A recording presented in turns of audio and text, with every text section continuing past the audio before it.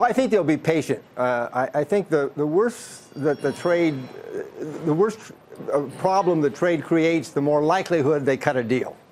I don't think anybody wants to see their economies fall, and this shouldn't have happened in the first place, so it could be easily fixed. So if I were the Fed, even if there's some negative as a result of trade, I would not. I would just be patient to see if they work things out so that it doesn't become a very significant problem. I mean, Steve laid out a pretty decent economy, and Powell mentioned that we're seeing a considerably stronger second quarter than first quarter. You think the Fed is still on track to raise rates 2 more times this year? Absolutely. I think it's definitely on track. I wouldn't be surprised that we get a GDP that starts with a 4 this quarter or last quarter, and that would be the first time in many years that we've had a 4% GDP growth. So it is strong, and only something like trade, I think, could slow us down. Dick, he'll likely face some questions on the yield curve.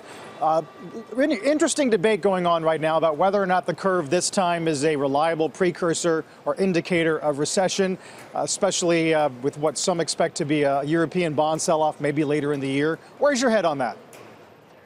Well, let's remember that a negative yield curve doesn't cause a recession. It was when people think a recession is occurring that you have this inverted curve. The thing that I would do if I was the Fed is I would stop buying long-term bonds. They should have stopped a long time ago. If you're worried about an inverted curve, why would you still keep buying bonds? Well, I mean, I think that they're trying to pare that down, the extraordinary stimulus. They just can't do it too abruptly, right, Dick? Because that would cause some disruption post-crisis in the markets. I don't think so. We're still talking about a relatively small amount, and just either do it faster or get rid of it. I think they should not be interfering with the long-term bond market for 10 years. They should have stopped it 3 years ago. And if I were them, I would just either make it faster or stop it, because everyone knows it's going to be stopped. So why not stop it sooner rather than later if you're worried about an inverted yield curve?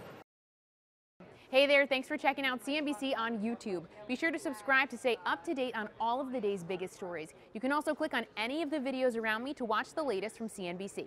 Thanks for watching.